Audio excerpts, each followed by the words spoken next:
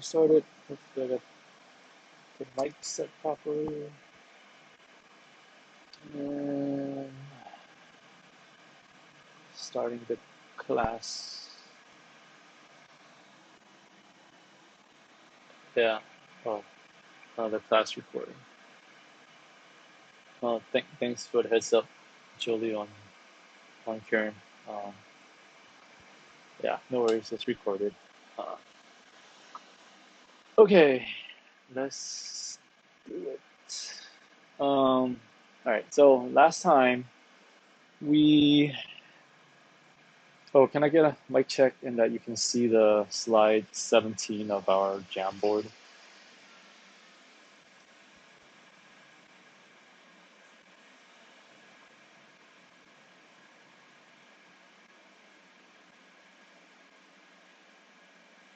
Okay, thanks. So last time we set up our environment, we built this container, and then we use that container to bring down Django, the Django library, and we use that library and its tools, one of its tools, to create a basically the folder and file structure for our Django application. And then using Docker Compose mounting, we were able to get our files out onto the host.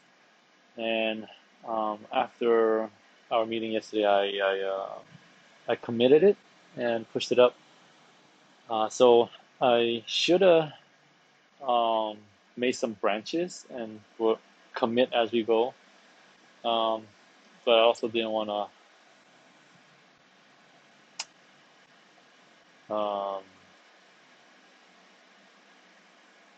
combine Git stuff and Django if it's not necessary. I'm not sure if it'll add confusion. So definitely each of these, if you're on Git, they should probably be on their own separate branches and then be merged in before you start the next feature or next step. So don't be like me, where I'm basically committing everything on master and I'm not committing very often. So okay, so I think we're at this step between here and step 2 and 3. So we want to be able to bring up application and then see it with our browser on our host machine.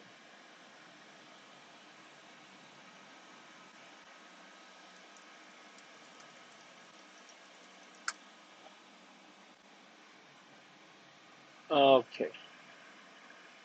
So yeah, let's do that.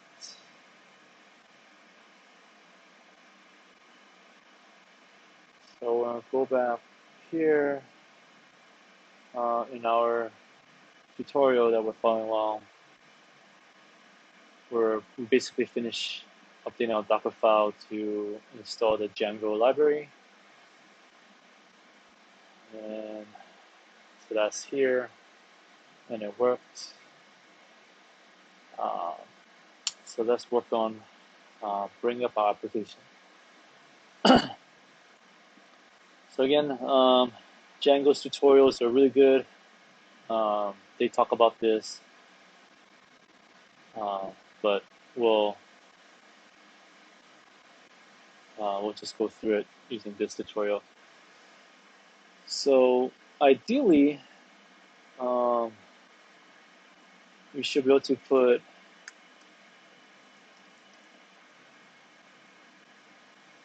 this command straight into our Docker file. So when Docker Compose brings up the container, it knows what to run within the container. It knows how to run the container. But I don't remember why. It might be because of the way I'm using entry point and command. So So this actually doesn't work. But if I,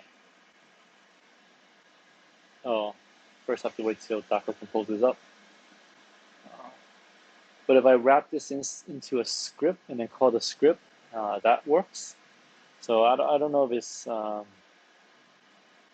got to do double quotes or use the kind of an array thing.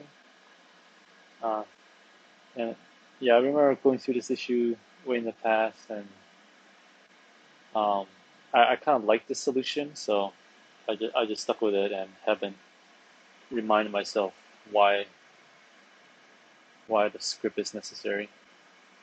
Okay, so Docker is up, and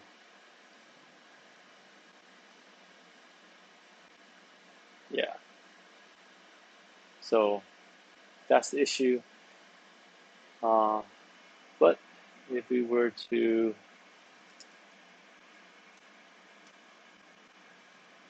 create a scripts folder, and then within that folder, create our start app file.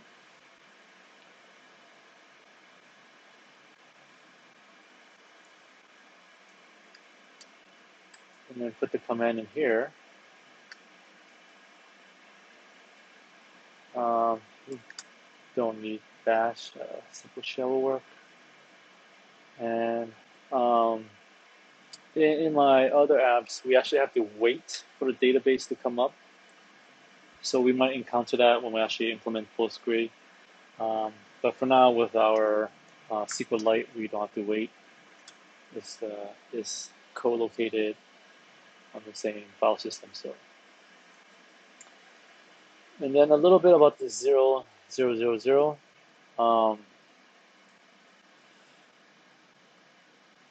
When Docker Compose builds the network around the container, I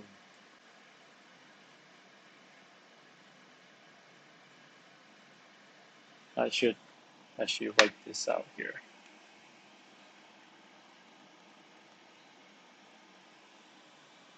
Let me maximize.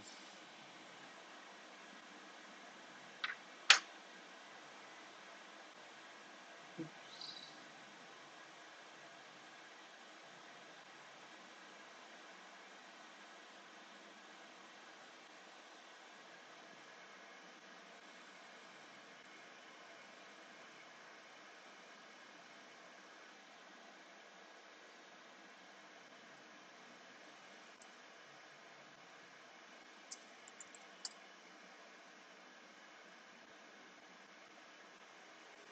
Okay, sorry, my Brave browser got messed up, and I hope you can see it.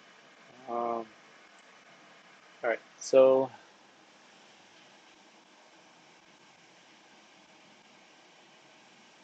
forgot if I went through this or not, but just in case I didn't. So when your Python container is listening to HTTP requests, the network that Docker sets up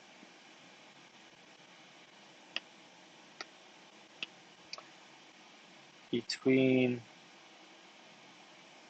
your container and your host and whatever magic Docker does. When it forwards the request between your browser to your container, it forwards it on the 0.0 interface. So that's why we need to tell the Django container to listen on that interface. And it's a Docker thing. If you had Django on your host, when it listens, it can recognize 1.2.0.0.1 or localhost, or I think 192 168.0. Actually, I don't know about that one. So definitely localhost and 127. Those would work if your Django wasn't in a container. Um, and there's ways, I think, to set your Docker Compose where you don't have to use that 0.0.0 interface. But because I'm just going to stick with vanilla defaults, we're just going to accommodate um, the way Django set things up here. I mean, sorry, the way that Docker Compose set things up. So when we start the development server for Django, we're going to tell it to listen on this interface and on this port. Okay, so now that we have our script, we're going to tell Docker Compose to run that script whenever it starts a container. And this should hopefully work. Since we're here, I'll just quickly switch branches. Let's start application.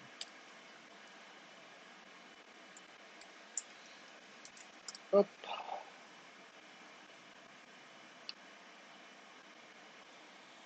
Okay, so when you encounter this permission error in Linux, I don't know how it's going to show up in Windows.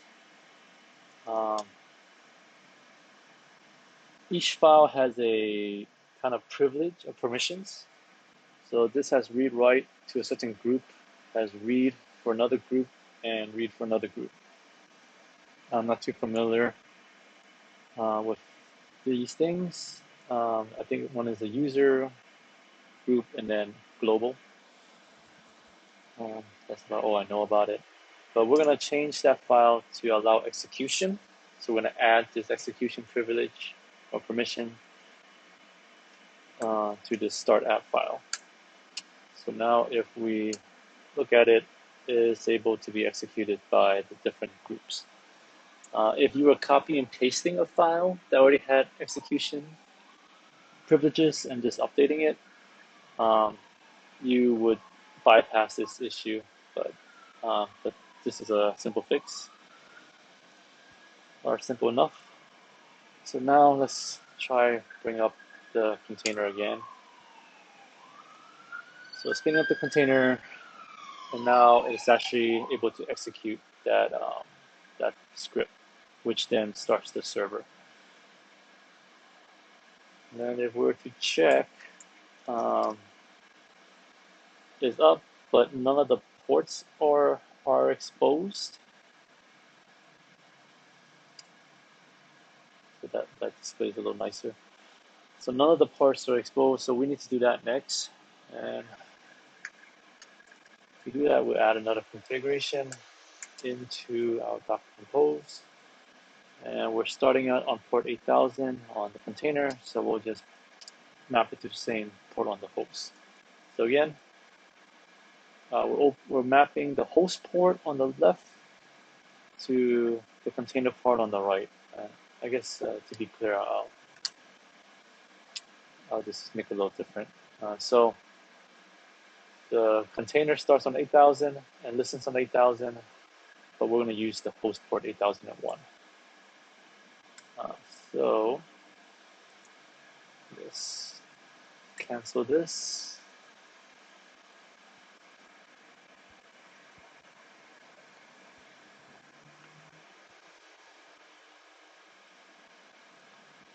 Start this back up. And then let's check out ports. So we have 8001 being forwarded. So now if we go to localhost 8000, so that's wrong, 8001 on a host, and you see the splash page. And you'll see that our Django container reacts to the HTTP request. So you know that we are hitting and interacting with the Django container. Uh, so that more or less wires things up.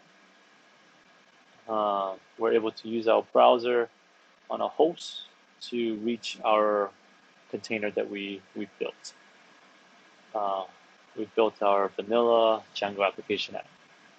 So here will be a good time to commit. So let's save our script. And then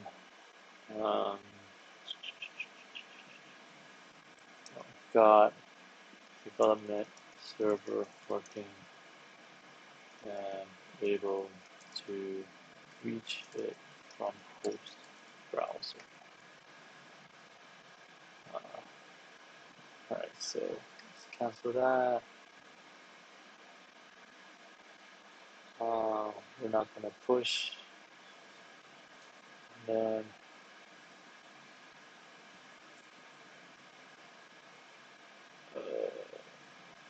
okay. So that finishes this feature, and then we're gonna actually start customizing this application, which is another feature. So we're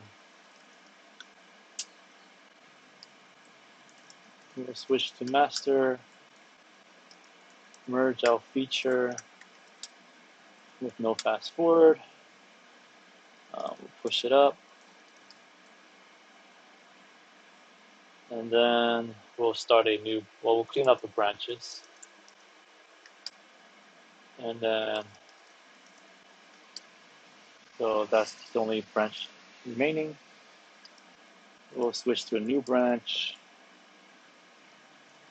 and we'll call that customize application. Okay, so it's much faster than going through the GUI, but I don't want to belabor it since that's not the intent of this demonstration.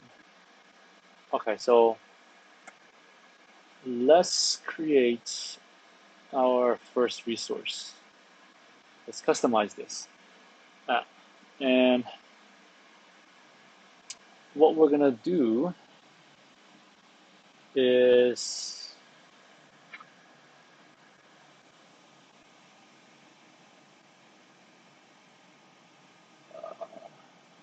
maybe I should type this out instead.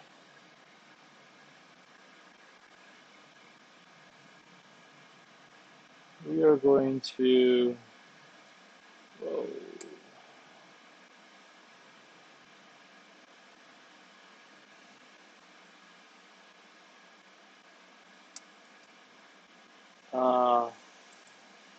we're going to create a greetings resource.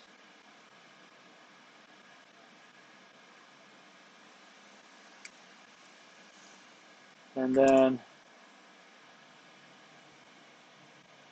we gotta be able to let's say add to kind of not conflate terms to confuse us. Okay, we're gonna add a greetings resource. So then our app will then be able to track greetings, like hello world, messages, kind of thing.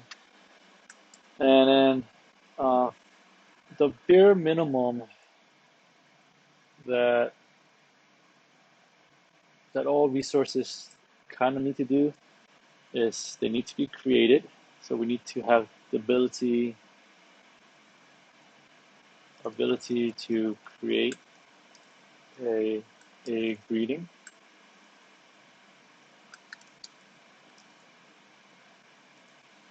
Able to update a greeting. Actually, we should say able to read a greeting, and then able to delete a greeting.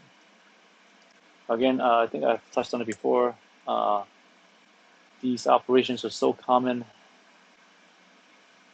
So I may not have touched on it because I can't remember uh, between the actual course, the class meetings and the pre-recorded. So sorry if I'm confusing things. So these operations are so common. They have an acronym. So create, read, update, and delete. So they're called CRUD. So if you think about any app that you use, whether it's Instagram, Facebook, even Jamboard, you need to be able to create a Jamboard, create a Facebook post, create an Instagram image. I guess I don't know what they call grams maybe. You need to be able to read it. Other people need to be able to read it. You need to be able to update it. Jamboards, Facebook posts, Instagram images, and you also be able to delete Jamboards, Facebook posts, and Instagram images. So, yeah, so very common. So if we are able to do this with our greetings resource, you would have kind of understood this foundation of how to build other things. I mean, after that, you're just building more resources and connecting resources together. Because Facebook has,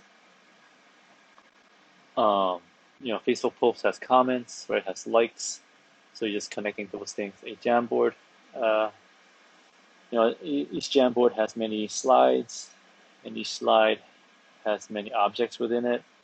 So you can see how these very complex things that we use and on a day-to-day basis can be deconstructed into these very simple operations. Okay, so let's do that for our greetings resource. All right, so we added the container, we added the script to start the app, and then we configured our ports.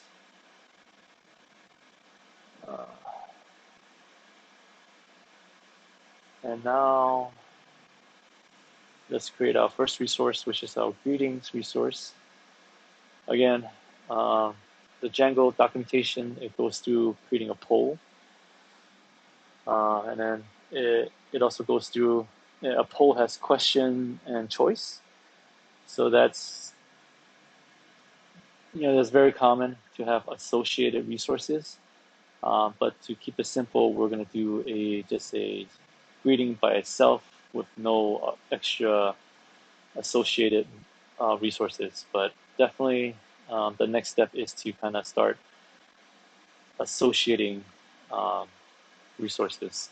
So like Facebook posts and comments and likes, right? Okay, so that's there. So again, I call it resource, but Django, I think they call it an app, right? You also heard the term services, but in the Django world, it's an app. So we're gonna use again the Django CLI or command line interface tool to kind of like scaffold and just build out the normal files that's needed.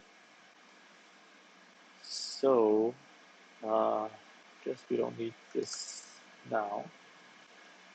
We'll drop into our container because again, we don't have the Django library on a host. I don't know what the difference is, but this works as well when the library is installed. So you can go between .manage.py or Python manage.py.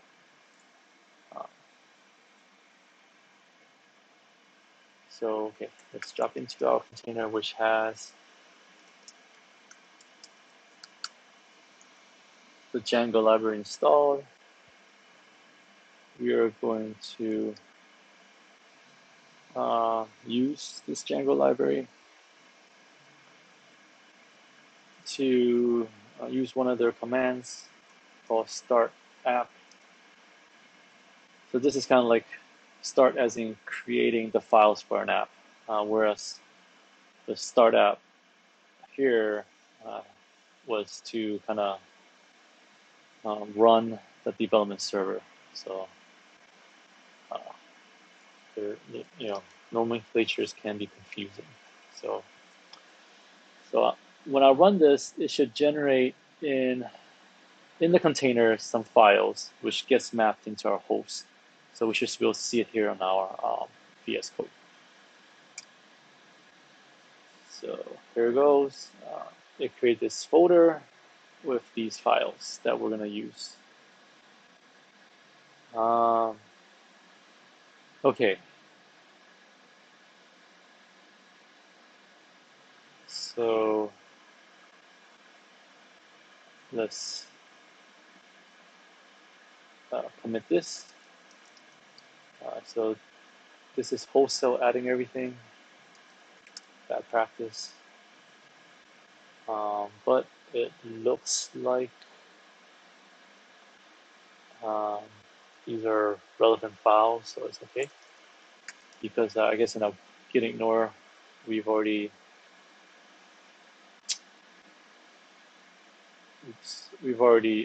ignored the files that we don't want. So another benefit of using git ignore. Okay, so we're going to commit this.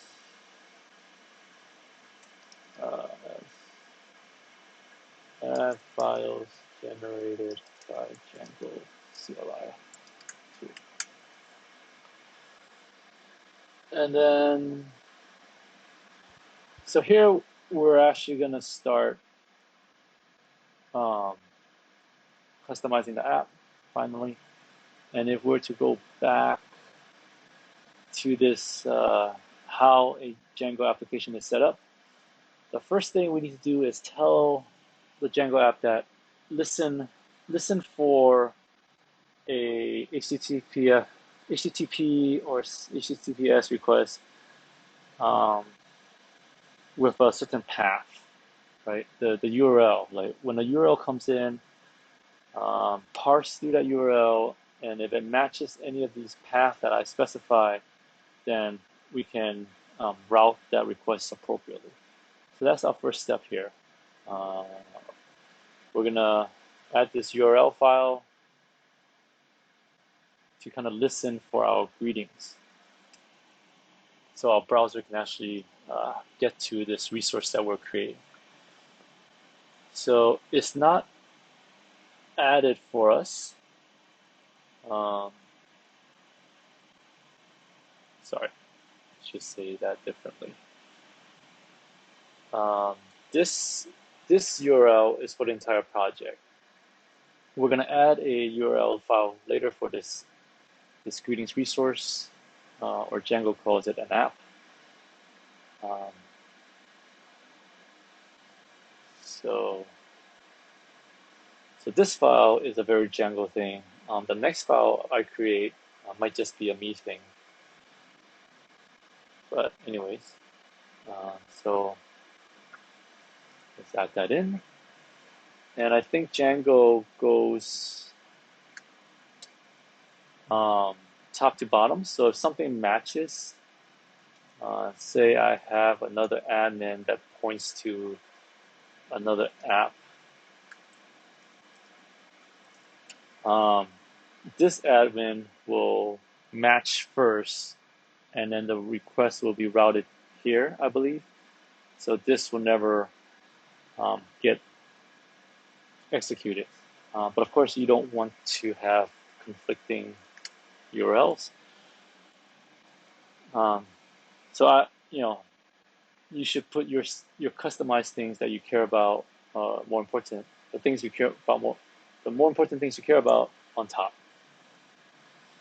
Okay, so we're going to use Django's path function to declare that any path that matches this greetings. So we're going to shoot for having this greetings here in the URL. If it matches it, then go to this greetings module or greetings folder. Sorry, this greetings package or greetings folder, and look inside this URL's file or a Python module. So that's what we're going to try to do. And let me just make sure I didn't miss anything here.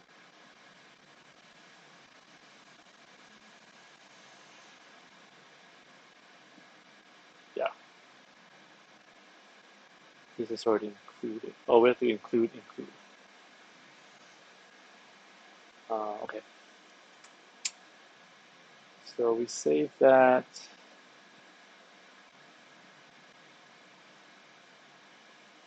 We don't need this. Let's run it and see what happens. And we should see an error because include used on line 20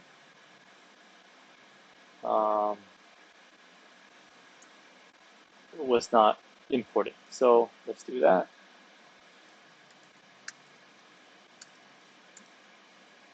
So this import is very similar to C's include macro. Okay, so now it gets past that error and says, well, there's no module name greetings.url because we have not created that folder within, we have not created that file within this folder. So let's do that next. There will be a urls.py, and if we were to save it again, right, it's not updating, so I'm gonna manually restart it and see what kind of error message we'll get this time.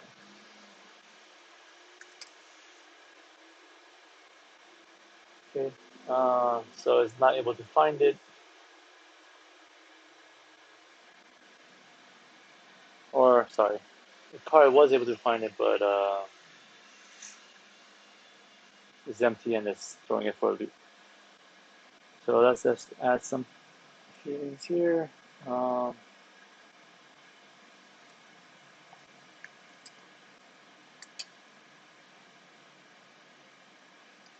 So we haven't created a view.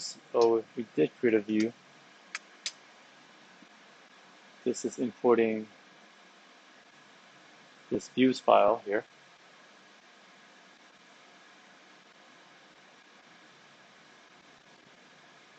And so I'll close this so I don't confuse myself. We don't need this, and we don't need this. Okay, so now we're saying, so for this greetings app, if there's nothing else behind this greetings path, then route that to the index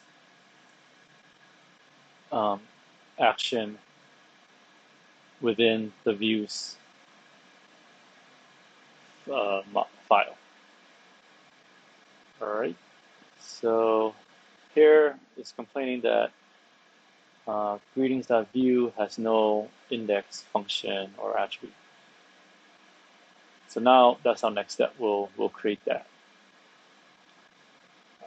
And then if we're to hit the app, it doesn't know what to do. And then, let's see. So normally this would update, but either we got to flush the output or we need to wire more things up. Okay, so we have our URL. Let's update our view. We'll create this view index. So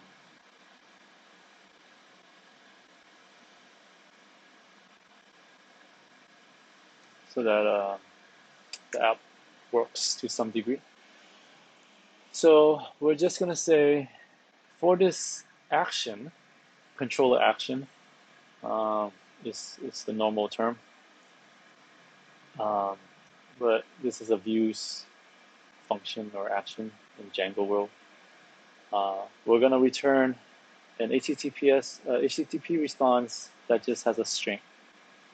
This is like the simplest thing, so that's what we're going for that. Okay. So now that our view actually has a function, our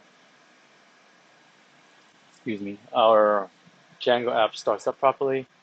And then if we were to go to the URL, we see our text. And I guess it just throws it into the body tag. Okay, and if we're to update this and refresh, we should see our updated text. All right, so here we have our just a simple proof of concept that things are working. Okay. Okay, so now we actually want to wire up a model, right? Like we want to be able to fetch data and return back something useful instead of just this hard-coded string, something dynamic, which we'll store in our database via our model. So we'll update our models file. But before we do, let's actually, maybe I'll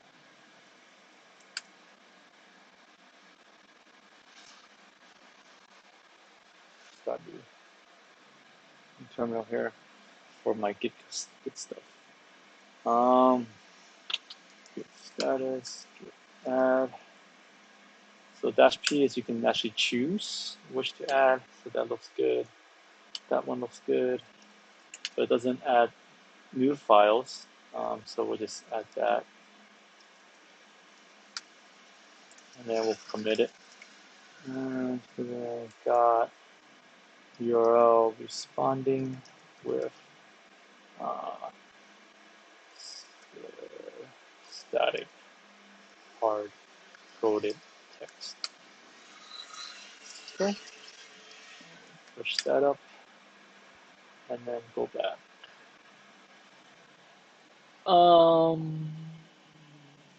Okay, so now we want to work on our model.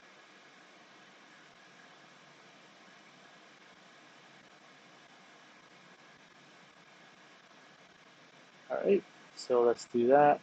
We'll open up a models file. So in here, we're going to define a model. And then what a model, I'm not sure how familiar everyone is with relational databases. But in a database, there's tables.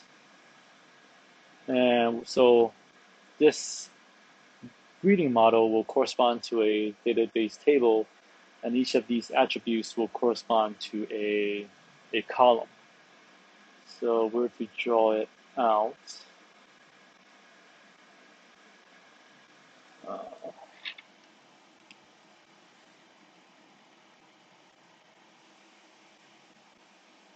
We're going to go to slide 19.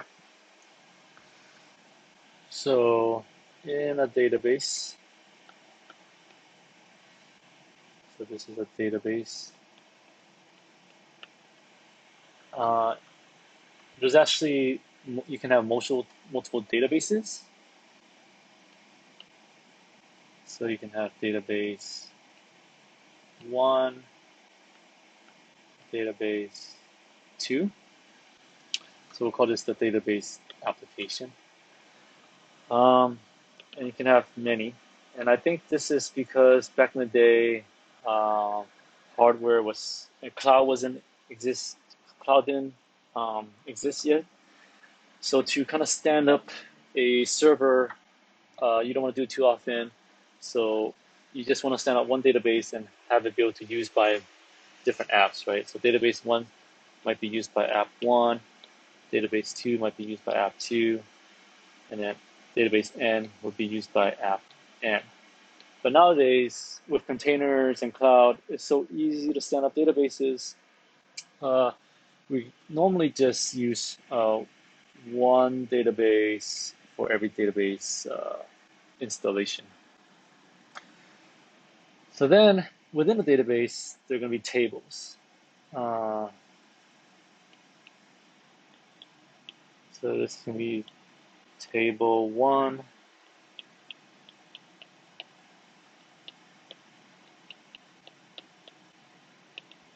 table 2, and then of course you can have table N based on your whatever your application and server can support. So what we're going to do first here is to create a table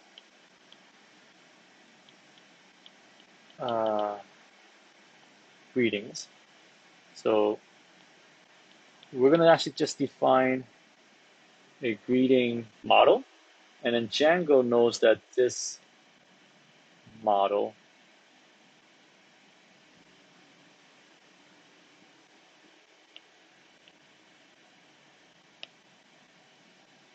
so Django is going to do this conversion. This model will correspond to this table, and it's going to name it per its convention. And any attribute or object property so will correspond to columns. So we're going to have a message attribute, and that's going to be translated to a column by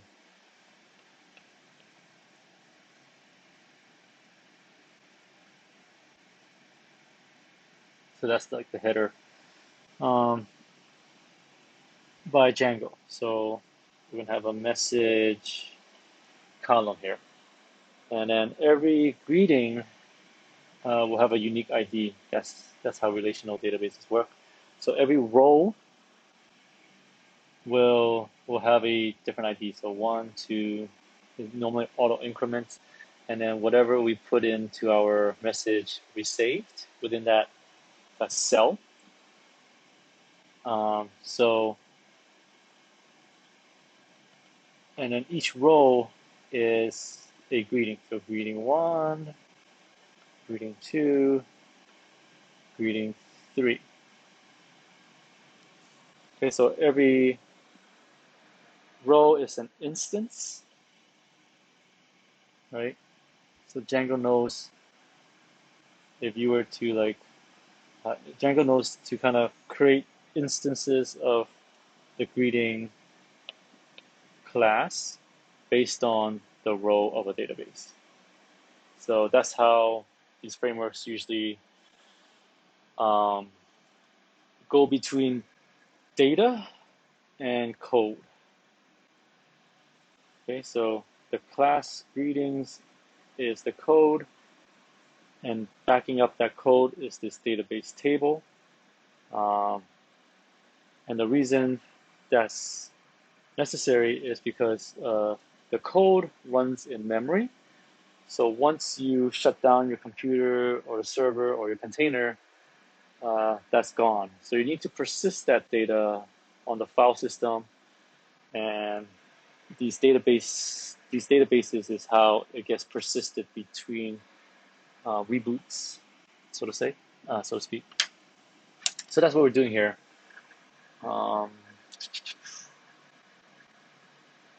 So all of that is done for you with these 2 lines of code. So that's what these frameworks do. Just helps you write less code, and you can just declare it. Okay, so this is still code.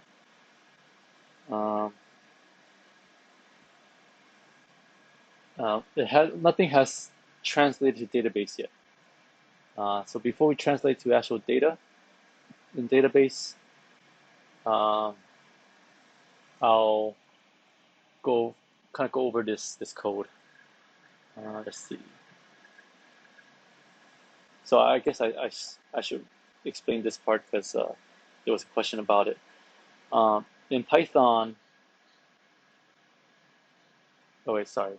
So I think you understand this, that this is a function and this is an argument, and you can actually use that argument within the function. So this is the part I might not have to explain. So for a class, if you remember from object-oriented programming, classes can inherit from other classes, so you don't have to redefine certain functions. So like, um, this might be too much into the weeds, but very briefly, if I had a class,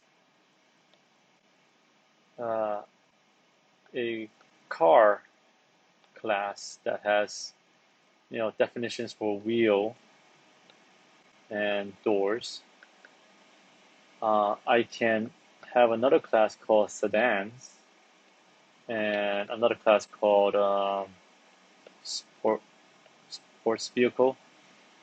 And then in it, I can override. It'll inherit the wheels, but I can override the doors by saying all sedans should have 4 doors, and all sports cars should have 2 doors. So it allows you to kind of reuse code. So I guess you will refer to this as kind of like the base class, and then these other classes are inheriting from the base class. So the sedan class is inheriting from the car class, and so any code related to wheels, you don't need to put into the sedan class because it's inheriting. And the other benefit of this inheritance in object-oriented is like if you wanted to update certain things about wheels, you just do it once in the car class, and then these other classes will get it automatically. So you don't have to like copy and paste wheel changes to the wheel code in every class. So relating that back to our Django here, this is a class we're creating, and we are going to inherit from this models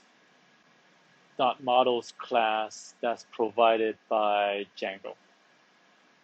So Django provides this model class, and we're going to inherit everything from it. So that's why we can just define one little attribute, and it knows how to connect to the database. It knows how to use SQL commands to generate tables and columns based off of that. So that's why we have very little code, but it does so much because we're inheriting from this model class that Django has provided for us. Okay, I hope that makes sense. Okay, so let's go back to here.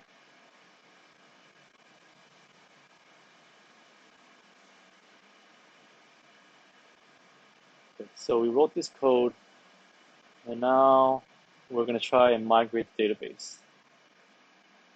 So now we're going to make the connection between the code and the actual data, and then that's through these migrations. All right. So let's drop into our. Let's do a new container here. I'm sorry, a new terminal. We'll drop into our container, so we can use Django within our container to run another command. So here, we're going to run the command make migrations to kind of translate from this code into some actual database stuff. But it actually is more code, but it's closer to what the object relational mapping, these ORM models, it's closer for them to relate to an actual database. So it doesn't work because we need to actually tell our project about this app that we just installed. So this should make it, this command should make migrations for all the changes in the models for all your apps. And then if we only wanted to make migrations for one of the apps, we can do this. But again, we have not installed this Greetings app. And to do so, we go back to our settings, our project settings file. And in here, there's this installed app. And we're just going to add our greetings onto it. So greetings folder.apps file, and there should be our greetings config. So we take a look at that file. So greetings folder to our apps file, we have this greetings config class that was generated for us by the other command. So now that it's installed, the project knows about our greetings app. We can tell it to make migrations.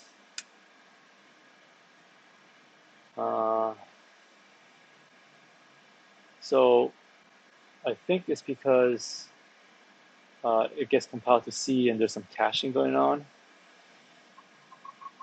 So to be sure to kind of force things, maybe tell it specifically. Okay. So let's exit out the container, come back into the container, see if that clears anything out.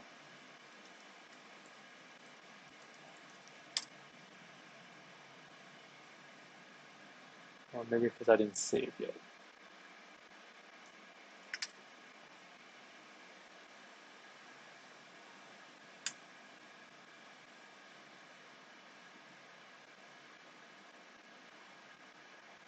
Uh-oh, why is that?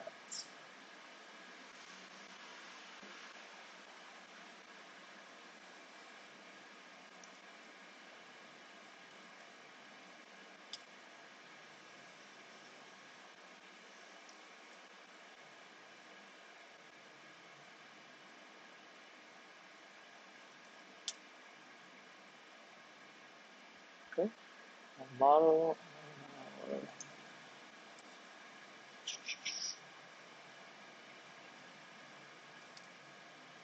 Oh, so our model wasn't saved.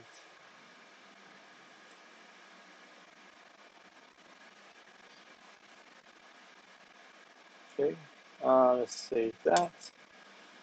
And okay, let's see this failing. We'll go back here. Okay, so our model is now saved. If we're to make migrations, it doesn't change it, detect it. And if we give it the greetings, it still doesn't detect it. But now, if we install the app and make the migrations, Django knows about it, looks at the models file, and then creates our migration. So let's take a look at this migration file that Django created. So it's the first migration for this model. So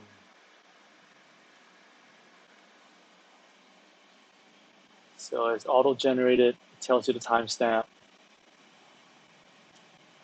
So again, it's inheriting from other classes.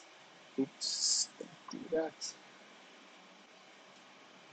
So these are things I don't look at too often because Django takes care of it. But you'll notice that this is probably the name that will give the table, and this is the columns that it'll create within that table. And you now see the ID, and it's gonna be uh, auto created. This looks like an integer, um, and then here's the other column that's a string. It's meant to save string data. So this looks more like a database. You can see aspects of a database coming through in this bit of migration code, whereas this one there's less details about the database seeping through. Okay, so let's commit that.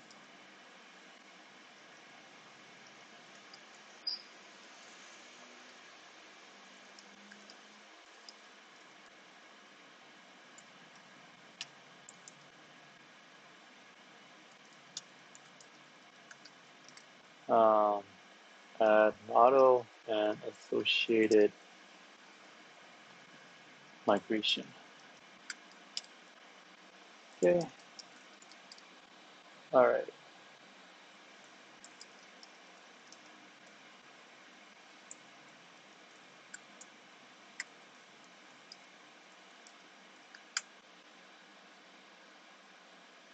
Okay.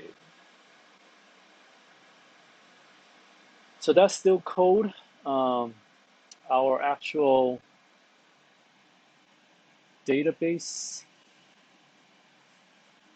which is SQLite here, has not been affected until we actually run this other command, which migrates. It migrates our database based on our migration files.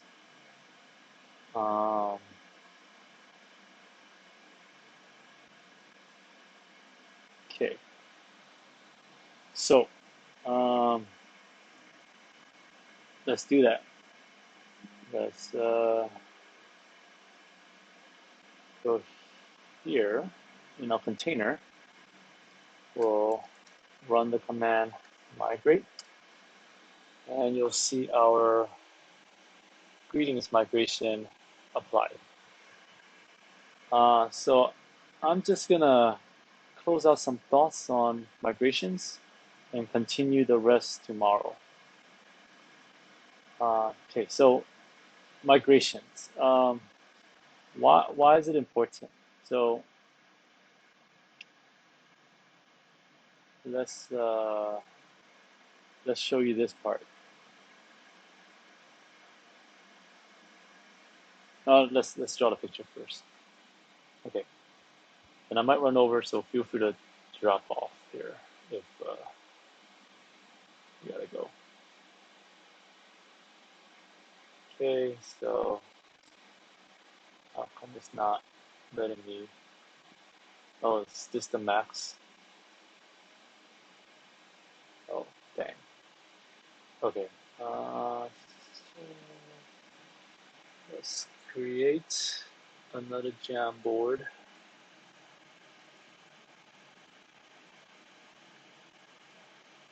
Can I do it in the meeting so you all get it? Whiteboarding. Start a new whiteboard.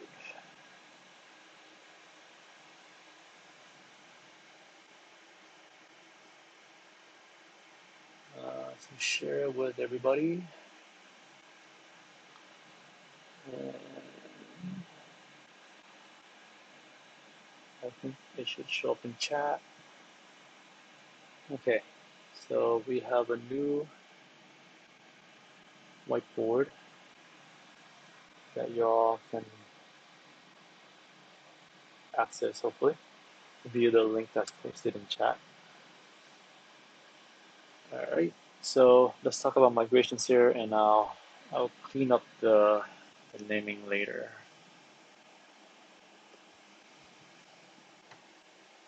Let's see.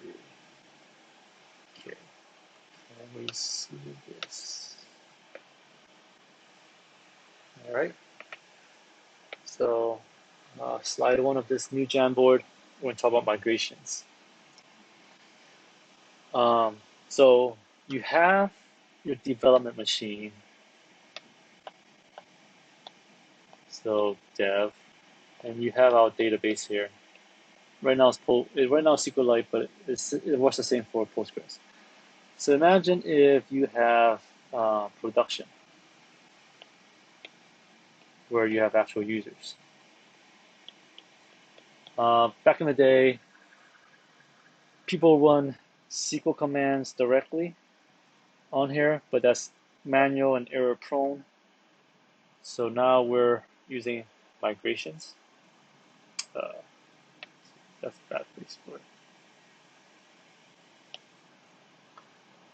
Back in the day, we run manual SQL commands, which was error prone and kind of not tied to the source code. So now with migrations, it basically generates SQL commands that databases understand based off of your code. So now you have this connection between your code and your database, and it's automated. So it kind of keeps your development database and your production container database in sync. Whatever code you're applying in development, you're going to run that same code in production. So there's less chance for these two databases becoming drifting and not being identical. Okay, so in our greetings table, we have our ID and message. And say we apply the same migration to the greetings table in production, where there's actual data, real data with real users, right? So this is the message column. In development, we can blow out the database and recreate it, no problem. But you don't want to do that in production because you're going to lose all your user data. So one of the features of these migrations is that if we were to make a change to a model, say we want to also track author. So now we want to have this author column in our development. It hasn't happened yet because I just changed the model. So to kind of make it happen, we're gonna go to our container and make another migration file. So here we have our initial migration that created the database table and then added one column to it. The second time when we run migration, so here it's saying that you have data because it doesn't know if you're development or production, so it's kind of warning you that you have something in this database table. I think that's what it's trying to say. So it's just kind of like warning you. We can just say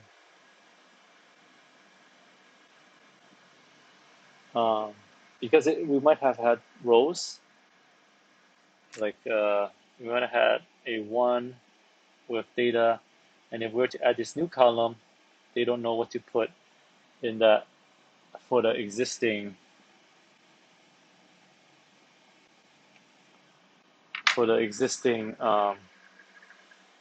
rows of data. And because they're not sure if it's development or production, they're not just going to assume and then, wipe anything out. And then if we do create this new column, you have the choice of backfilling the data with maybe some default author, or just leaving it blank. So I'm gonna say go with 1, because we're just demonstrating here.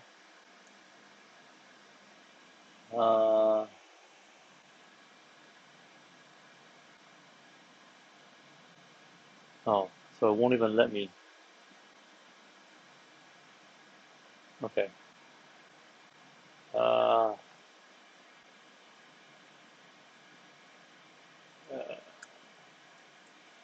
so we'll just say default.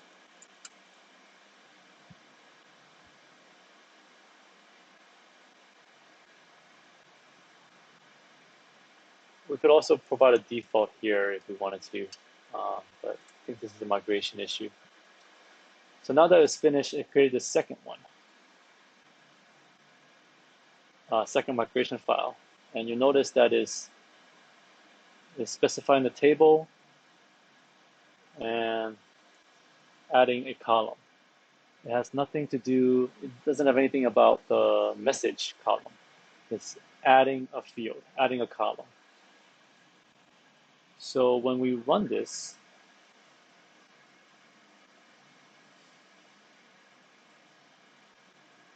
if we were to kind of blow away our SQLite file, so now we have no database. And then let's actually migrate the database.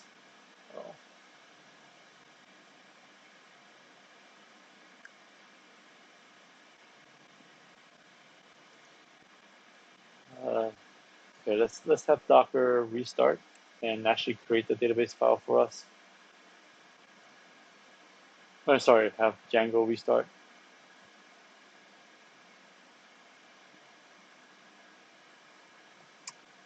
And then it should generate a database file for us. So here it is. Again, it's not migrated. So now if we go into our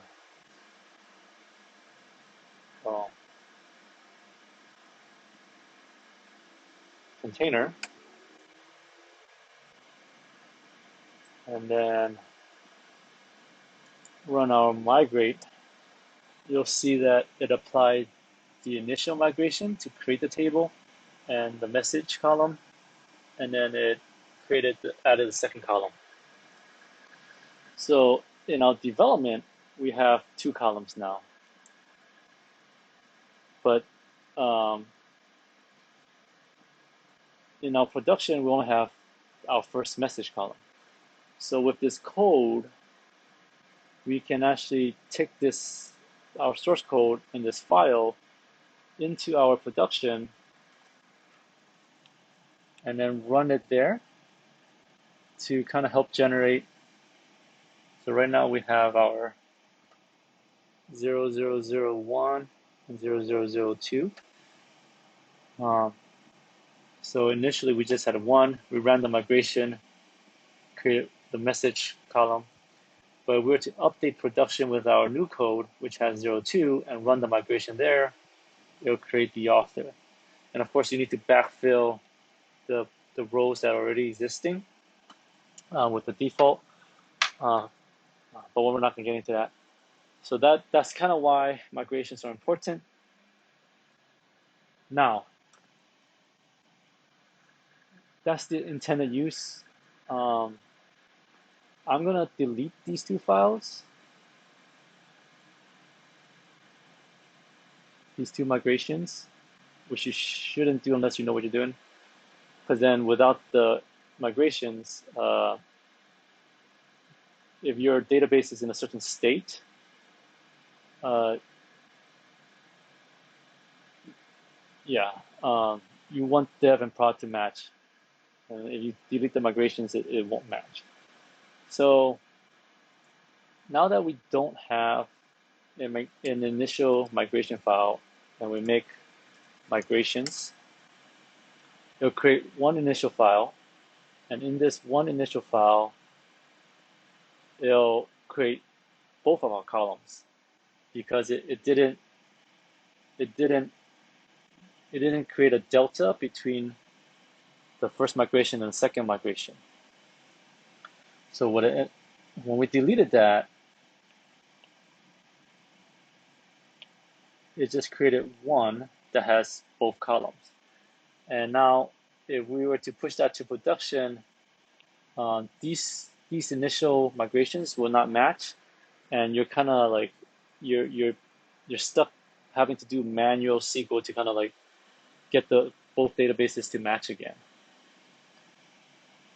So that's why you want to keep the migration files. And then the last point on that is we only have development right now.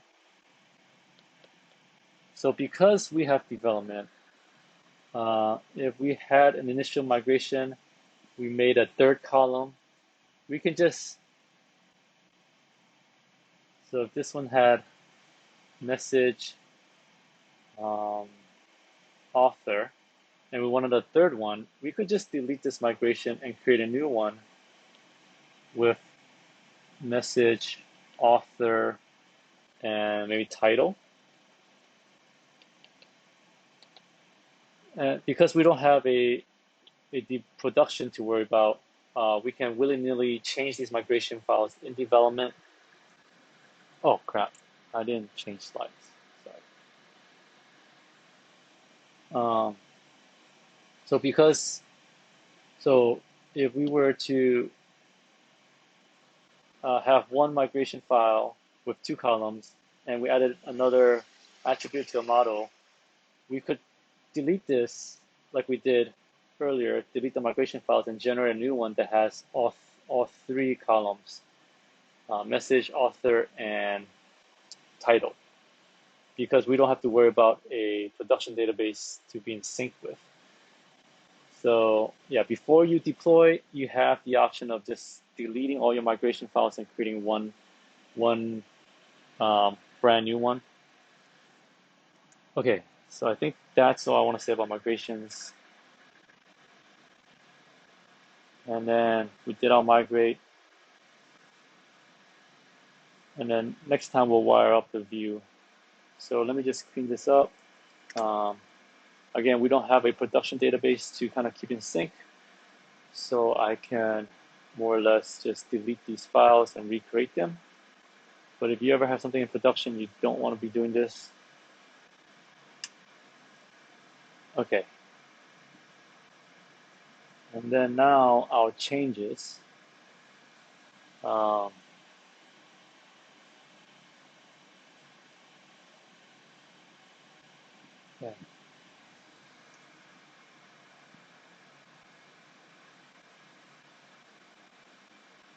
Really? Oh, I didn't change my model yet. Oh yeah, sorry. I deleted I don't know what I deleted. Okay, so we want to get back to our initial state of just a greeting with a message. And then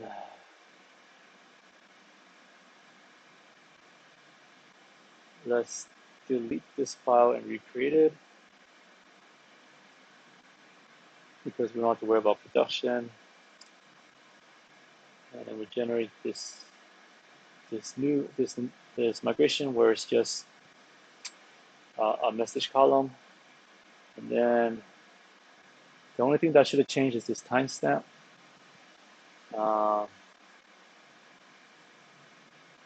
So I'm not going to keep that change. So this is one of the good things about Git here.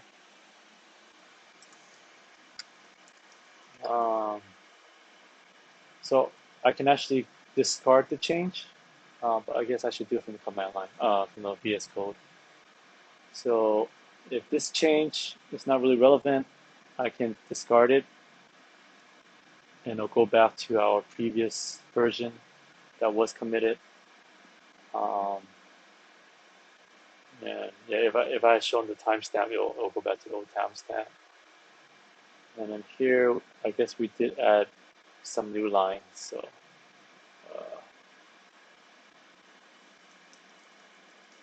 that's just a personal preference to have a new line. Okay, so now, yeah, we're we're good with migrations.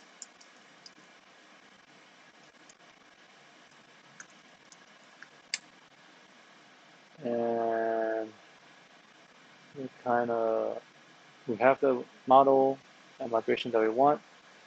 The app is installed, and then next time we'll actually update our view or controller in other languages or frameworks to kind of actually use this database and its data and display it to our user here. So sorry I ran over. Um, I'm going to stop here.